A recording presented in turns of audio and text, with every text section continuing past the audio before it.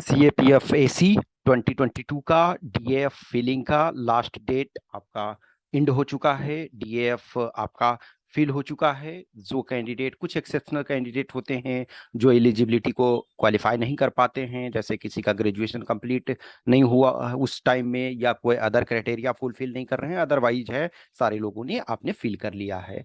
अब इसमें से बहुत सारे जो क्वेश्चंस, क्यूरी, डाउट्स ये थे, तो इसमें मैं कुछ फ्रिक्वेंटली आस्क्ड क्वेश्चन है उसको मैं डिस्कस करूंगा, इसमें बताने की कोशिश करूंगा जो मन में आपके डाउट्स हैं। देखो, दो टाइप के स्टूडेंट्स होते हैं, दो टाइप के एस्पिरेंट्स होते हैं। एक जो ऑलरेडी फेस कर चुके हैं इन चीज़ों को, फिजिकल मेडिकल सारे चीज़ों को फेस कर चुके हैं और इंटरव्यू देने वाले हैं, या कुछ लोग इसके पहले इंटरव्यू दे चुके हैं। तो कुछ ऐसे कैंडिडेट हैं जो 21 वाले, जिनका इंटरव्यू होना है, जिनका 31 ये ऑफ दिस मंथ स्टार्ट हो रहा है, 31 अक्टूबर से 22 नवंबर के बीच में जिनका होना है, उनको अभी बहुत ज़्यादा परेशान होने की ज़रूरत नहीं है। उनके लिए जो भी बहुत सारे लोग हमसे पर्सनल जुड़े हुए हैं, बहुत सारे पेड प्रोग्राम में ज्वाइन किए हुए हैं, तो उनको वो ऑलरेडी क्लोज टच में हैं और उनको इन चीज़ों से अभी बहुत ज़्यादा परेशान नहीं होना है। लेकिन जो फर्स्ट टाइमर हैं और या जिनका 21 का इंटरव्यू नहीं होना है, वो थोड़ा सा अधिक फोकस करें। और खास करके जो फर्स्ट टाइमर होते हैं उनके लिए मन में बहुत सारी क्यूरियोसिटी होती है। तो सबसे ज्यादा जो क्वेश्चन पूछा जा रहा है वो कि सर पीईटी पीएचडी जो कब होगा, तो डेट। सबसे पहली बात, आप जो डेट पूछ रहे हो ये इंपॉर्टेंट है। अब नॉर्मली देखा जाए, रूल्स के अनुसार है, आपका जो होना चाहिए वो दिसंबर में एनी टाइम स्टार्ट होना चाहिए, ठीक है। लेकिन हो सकता है नवंबर में भी आपका करा ले, इस वजह से आपको मेंटली तैयार रहना। बट एनी हाउ मान करके चलो कि आपका दिसंबर में है, दिसंबर में एनी टाइम आपका होना चाहिए। नोडल फोर्स आपका इस बार आईटीबीपी है, ठीक है ना। तो लास्ट टाइम का भी वो आईटीबीपी, इस बार भी आपकी वो आईटीबीपी है। तो आईटीबीपी आपका नोडल फोर्स है, उसके वेबसाइट पे आपका जो शेड्यूल होगा वो जारी होगा। जब शेड्यूल जारी होगा तो मैं बता दूंगा, मैं वीडियो के फॉर्म में, या जो हमसे जुड़े हुए हो तो वो देखते ही हो। चैनल को सब्सक्राइब किए हुए हो, नहीं किए हुए हो तो कर लो, क्योंकि नोटिफिकेशन आपको मिलता रहता है। कहीं से भी आप जुड़े हुए रहो, मैं ये नहीं कहूंगा कि मेरे से ही जुड़े रहो, किसी से भी जुड़े हुए रहो। तो डेट के लिए आप, जो मैं समझ रहा हूं, वो दिसंबर में होना चाहिए। लेकिन चूंकि इधर कुछ ईयर से कुछ चीजें इसमें अनएक्सपेक्टेड तरीके से कर रहे हैं, जैसे इस बार ही रिजल्ट देखो, लोएस्ट टाइम में रिजल्ट दे दिए हैं अब तक का। पहले हमारे टाइम में रिटेन का result 4 months, 5 months, sometimes 6 month तक ले लेते थे। अभी क्या है, नॉर्मली 2 मंथ्स में रिजल्ट दिया जा रहा था 2-3 साल से। इस बार देखो, लेस देन 40 डेज में रिजल्ट आपका दे दिया गया। तो नॉर्मल केस में आप ये दिसंबर के लिए तैयार रहो। लेकिन कुछ हो सकता है आपका वो पहले भी करवा लें, तो नवंबर में भी करवा सकते हैं। लेकिन नवंबर में करवाएंगे तो सेकेंड हाफ में करवाएंगे। एक चीज ध्यान रखना कि जो आपका स्टार्ट होता है पीएचटी पीईटी, तो मिनिमम 15 डेज का टाइम देते हैं आपको, 2 वीक्स का मिनिमम टाइम देते हैं आपको। ऐसा नहीं है कि रैंडम बोलेंगे कि ऐसा है कल आओ, वो नहीं होता है। आपको 2 सप्ताह का टाइम देते हैं। तो खास करके वो एस्पिरेंट्स जो 21 के इंटरव्यू दे रहे हो, वो रिलैक्स रहो। बहुत सारे कैंडिडेट हो आप लोग जो 21 वाले इंटरव्यू दोगे और 22 में आप क्वालिफाई हो, तो आप लोग बहुत अधिक टेंशन ना लो। आप ऑलरेडी वंस फिजिकल मेडिकल और अदर स्टैंडर्ड्स को क्वालिफाई किए हुए तभी इंटरव्यू दे रहे हो, तो आप रिलैक्स रहो। 2 वीक्स भी टाइम मिलेगा, आप आराम से कर लोगे। लेकिन जो फर्स्ट टाइमर हैं वो अभी मान करके चलो दिसंबर, लेकिन वर्स्ट केस में आप नवंबर सेकेंड के लिए भी तैयार रहो। अदरवाइज मेरे ओपिनियन में 10 दिसंबर के करीब से आसपास से स्टार्ट होना है। तो ये पहला क्वेश्चन आपका जो सबसे ज्यादा पूछा जाता है। दूसरा क्वेश्चन ये पूछा जाता है हाइट वाला। बहुत सारे candidate, so many candidates claim कि सर मेरी हाइट 166 सेंटीमीटर थी और मुझे रिजेक्ट कर दिया गया। देखो, मेल का जो मिनिमम हाइट है 165 सेंटीमीटर है और फीमेल का 157 सेंटीमीटर। बिलीव मी, यदि आपका 165 एग्जैक्ट है किसी का, तो आप क्या करो, किसी को भी रिजेक्ट ऐसे नहीं किया जा सकता। ये फोर्स वाला नहीं है आम आर्मी में कि बल्क में आया, रिक्रूट करना है 10 लोग को या 50 लोग को और 10,000 लोग आए तो उसमें से जिसको तिसको छाट दिए। यहाँ ऐसा नहीं है। आप यूपीएससी का प्रेस्टिजियस एग्जाम क्वालिफाई करके उस जगह पे पहुंचे हो, तो किसी को रैंडमली नहीं। कुछ ऐसे लोग होते हैं जो रिजेक्ट हो गए किसी कारण, बोले हमारा तो 167 था लेकिन हमको नाप करके 164 पॉइंट समथिंग। बिलीव मी, ऐसा नहीं किया जाता है। जस्ट मान के चलो किसी को 165, लेकिन जो मेजरमेंट कहां से आपने किया है ये मायने रखता है। तो देखो, जिनका हाइट 165 सेंटीमीटर से लेके 166 सेंटीमीटर के बीच में है, तो 165 से 166 सेंटीमीटर के बीच में मेल हो, और फीमेल यदि हो तो 157 से 158 के बीच में हो, तो आप क्या करो कि दो स्टैंडर्ड गवर्नमेंट के जो सेंटर हैं वहां से आप अपने मेजरमेंट करवा करके उसके डॉक्यूमेंट ले जाओ। जैसे मान के चलो कि सपोज कहीं आपका है स्पोर्ट्स कोई कॉम्प्लेक्स है गवर्नमेंट ऑथराइज्ड, जहां की हाइट वेट सारी चीज मेजर करते हैं, तो वहां का रिपोर्ट लेकर के जाओ। या फिर जैसे आप देखते हो ना, मेट्रो स्टेशन में ही लिखा ये रहता है ना कुछ जगह मशीन, कि वो आपके हाइट वेट सारे चीज को मेजर, तो आप वो वाला मेट्रो वाला नहीं ले जाओ, लेकिन उस ढंग का मशीन जो ऑथराइज्ड सेंटर पे लगा हुआ है कहीं, वहां से आप लेकर के जाओ। और या फिर आप कोई डॉक्टर जो या हॉस्पिटल कोई है रिकॉग्नाइज्ड, प्रॉपर गवर्नमेंट रिकॉग्नाइज्ड या गवर्नमेंट हॉस्पिटल है और जहां ये फैसिलिटी है, जैसे फॉर एग्जांपल लो, मान के चलो कि कुछ जो हॉस्पिटल होते हैं, जैसे सफदरजंग हॉस्पिटल में मैं चूंकि गया हुआ हूँ ट्रीटमेंट के लिए कुछ टाइम, तो वहाँ एक स्पोर्ट्स इंजरी कम्प्लेक्स मान के चलो। अब उससे किसी जगह से गवर्नमेंट का जो है वो वहां से आप अपने हाइट को जो है मेजर करा करके ले जाओ कि हाँ हमारा हाइट जो है 165 या उससे ऊपर है। आपको रिजेक्ट ऐसे नहीं करते हैं, उनको लिख करके देना पड़ता है। जस्ट सोचो थोड़ी देर के लिए, मानो कि आपका हाइट 161.3 सेंटीमीटर है और वो आपको रिजेक्ट कर देंगे, तो जो कमांडिंग ऑफिसर रिजेक्ट किया है, क्योंकि हाइट तो एक दिन में बढ़ने वाला नहीं है, तो कोई भी जानता है आप कोर्ट में यदि केस कर दोगे तो वो आदमी का नौकरी चला जाएगा, समझ सकते हो, या उनका नौकरी नहीं जाएगा तो एटलीस्ट उन पर डिसिप्लिनरी एक्शन लिया जाएगा। तो ये आप मुगालते में नहीं रहो कि किसी को ऐसे ही छाट देगा। ओके, तो कोई भी वहां वो रिजेक्ट करने के लिए नहीं है। जो बॉर्डर पे कैंडिडेट होते हैं उनको टाइम दिया जाता है, उनको मौका दिया जाता है। अब आप 164.9 हो, अब आप बोलोगे ना कि हम, कुछ लोग बोले सर मैं बाल में जेल लगा करके चला जाऊं। डियर, बाल में जेल लगा करके आपसे वो अधिक एक्सपीरियंस हैं, वो वही काम कर रहे हैं। आप बाल में जेल लगा के चले जाओगे या सोचोगे कि सर मैं पैर थोड़ा उठा लूं, तो ये मैं समझता हूं कि वो वहां रिजेक्ट करने के लिए नहीं बैठे हुए हैं। कितने स्ट्रिक्ट में ये मेजर करते हैं, तो उस ढंग से नहीं। हाँ, प्रॉब्लम कहाँ आता है, चेस्ट में आता है। चेस्ट में कुछ कैंडिडेट जैसे मैं जानता हूं पर्सनल लेवल से कि जिनको चेस्ट के कारण उनको रिजेक्शन मिला, हाइट के कारण बहुत लोगों को रिजेक्शन मिलता।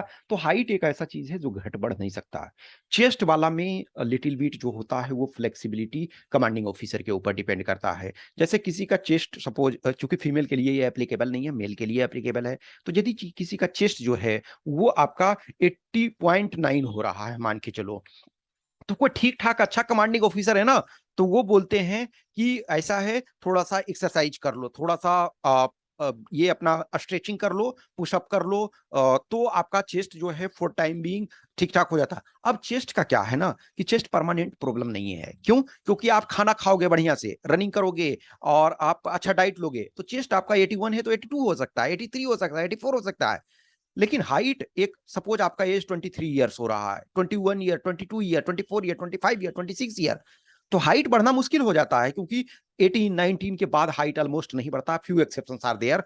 तो हाइट जो भी बढ़ना रहता है 18 19 20 के आसपास तक, आप 21 22 23 हो तो हाइट। लेकिन चेस्ट तो क्या है, आपका 81 है, कल के डेट में 101 हो सकता है। आप पूरा एकदम उस ढंग से ही खाना खाओ, पूरा जिम में ही दिन रात रहोगे, तो चेस्ट वाला में फ्लेक्सिबिलिटी होता है। उसमें मैं मानता हूं कि सम टाइम कमांडिंग ऑफिसर के, हमारे टाइम में भी ये सिचुएशन था, हमने देखा हाइट वाला को आउटराइटली रिजेक्ट कर दिए, चेस्ट वाला में सबको मौका दिए कि ऐसा है डियर कर लो, थोड़ा सा स्ट्रेचिंग कर लो प्रॉपर तरीका से।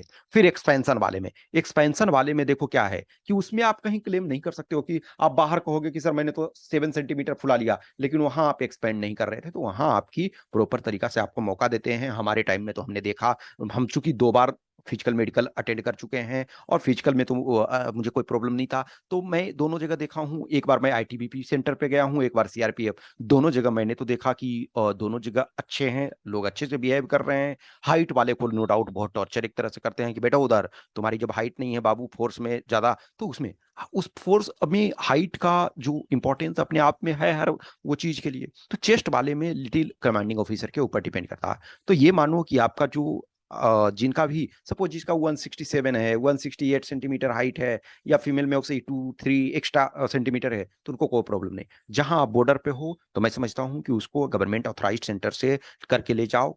ठीक है, वो आपको रिजेक्ट करने के लिए नहीं बैठे हैं। आप सेलेक्ट हो जाओगे तो उनका कोई बहुत भारी नुकसान नहीं हो जाएगा, और न आप सेलेक्ट होगे तो उससे भी उनका कोई नुकसान नहीं होगा। ओके, तो ये आपको ध्यान रखो कि जो भी, अब जैसे किसी का चेस्ट का, मैं जानता हूं कुछ स्टूडेंट्स को जो चेस्ट के कारण बहुत अच्छे नंबर लाने के बावजूद भी चेस्ट के कारण प्रॉब्लम, लेकिन हाँ नेक्स्ट ईयर में उन्होंने कर लिया।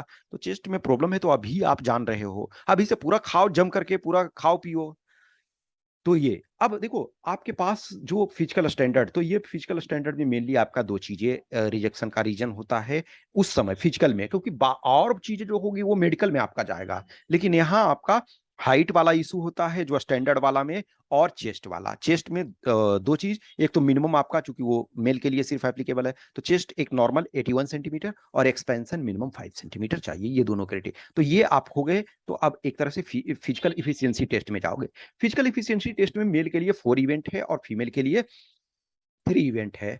तो ऑलवेज रिमेंबर कि सिर्फ एक ही कंपोनेंट में आपको 3 अटेम्प्ट दिया जाता है, वो है लॉन्ग जंप।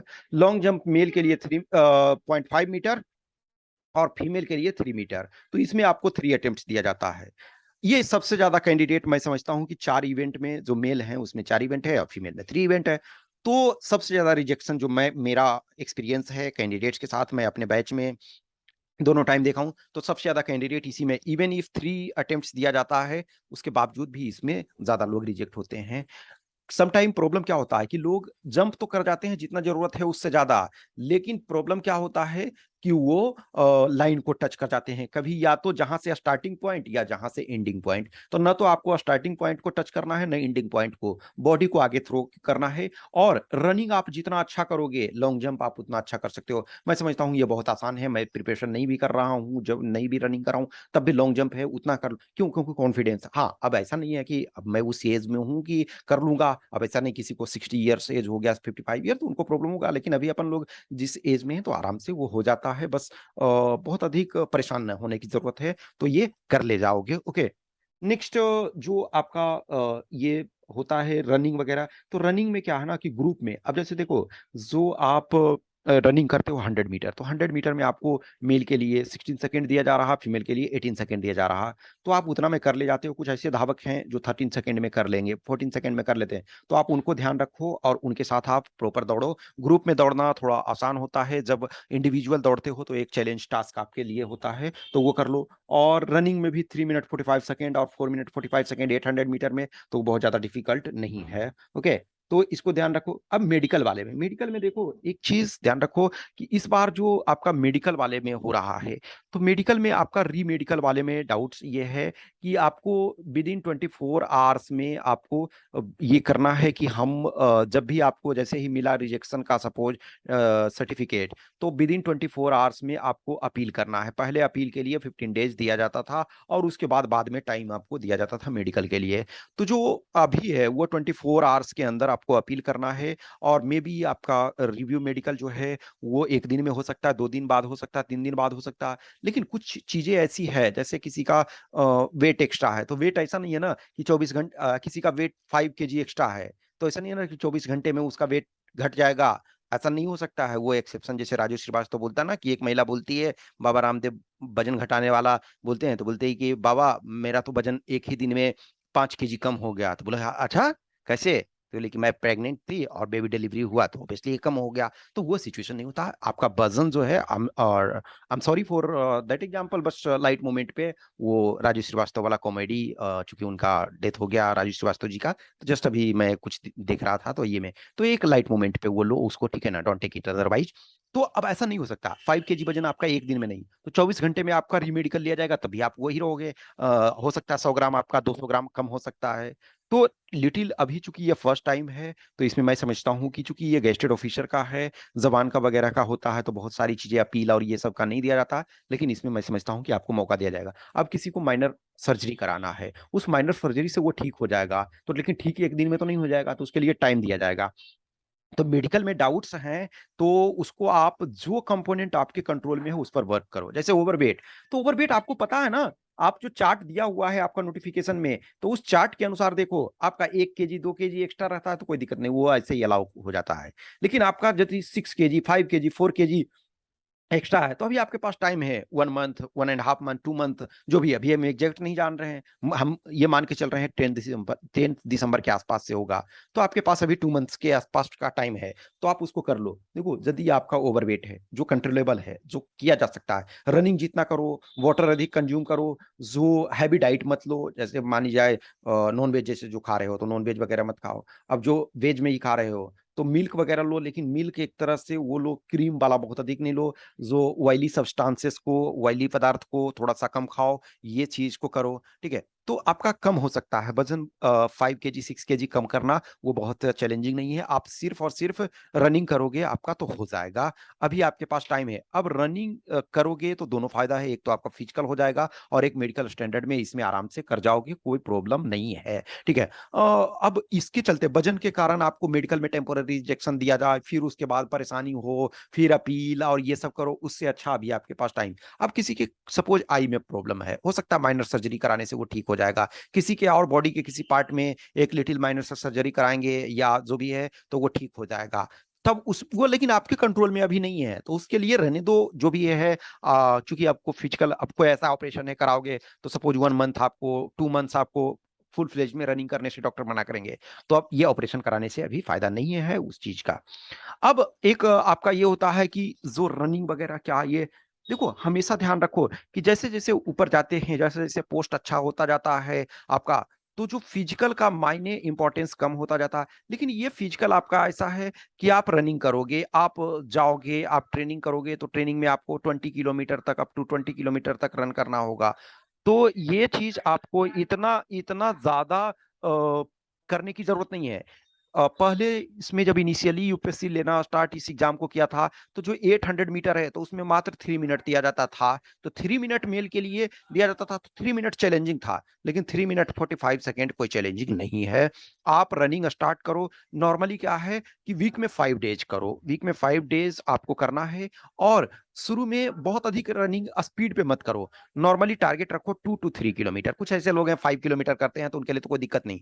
2 to 3 किलोमीटर करो। इनिशियल आपका टारगेट टाइम नहीं होना चाहिए। इनिशियल टारगेट जो आपका होना चाहिए कि 2 किलोमीटर करना है तो 2 किलोमीटर करो, लेकिन वॉच आप अपना देख करके करो। जैसे जहां आपका कुछ जगह ट्रैक बना हुआ है तो उस ट्रैक पे करो, कुछ जगह रोड वगैरह है तो किलोमीटर वगैरह का है उसको देखो। या आपके पास आज की डेट में बहुत सारे ऐप हैं, तो उस ऐप के थ्रू आप ये कर सकते हो कि अच्छा इतना किलोमीटर हमने दौड़ा, इतना टाइम से ये है, तो ऐप आपका वो भी बता देती है कि कितने कैलोरी आपका कंज्यूम हुआ, कितने स्टेप्स आपके हुए, ये सारे। तो आप ऐप से कर सकते हो, डिस्टेंस से कर सकते हो, और सारे कहीं से भी आप वो कर सकते हो। तो 2 to 3 किलोमीटर करो, और जो प्रॉपर टाइम देख करके करो। पहले जब एक बार आपका जो ब्रीदिंग है वो कंट्रोल हो गया, ब्रीदिंग कंट्रोल है, तो वो कोई दिक्कत नहीं, ब्रीदिंग पे सबसे ज्यादा फोकस करना है। ओके, तो ये सारी चीजों को करो। और जहां किसी को कुछ प्रॉब्लम, क्वेश्चन, क्यूरी, डाउट होता है, तो आप मैसेज कर सकते हो आइदर इस व्हाट्सएप नंबर 8527146498, या इस टेलीग्राम नंबर 7404909669 पे।